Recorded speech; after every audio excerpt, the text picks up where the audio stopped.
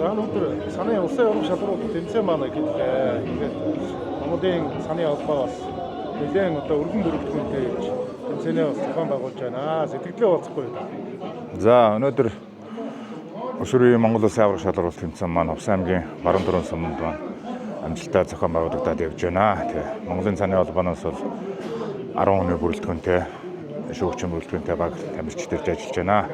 Би бол өөрөө Монголын саний холбооны тэргүүн дэд ерөнхийлөгчийн албан тушаалтаа цав өдөрж шин байгаа. Тэгээ за өнөөдөр баруун дөрөн сумд болж байгаа тэмцээн маань үнэхээр зохион байгуулалтын хувьд бол маш сайхан, зам талбайг бол маш сайхан одоо засч янзалсан байна. Бас одоо сумын иргэд сумын тамгын газраас одоо бүх үйл ажиллагааг бол маш сайхан зохион байгуулж бас тамирчид зориулж гэр дулаан гэр сууц барьж бас халуун олоор үйлчилж байгаа нь бол бас сайхан байна. Зохион байгуулалт маш сайтай явж байна.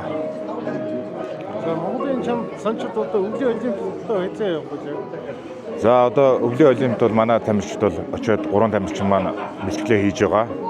Италид бол очсон байгаа. Одоо удахгүй 4 хоногийн дараа олимпийн нээлт болно. Тэгээ олимпийн нээлтэнд одоо оролцоход бэлэн болоод бэлтгэл сургуулаа базаагаад олимпийнхаа баазад бэлтгэл сургуулаа базаагаад байж байна. За баярлалаа.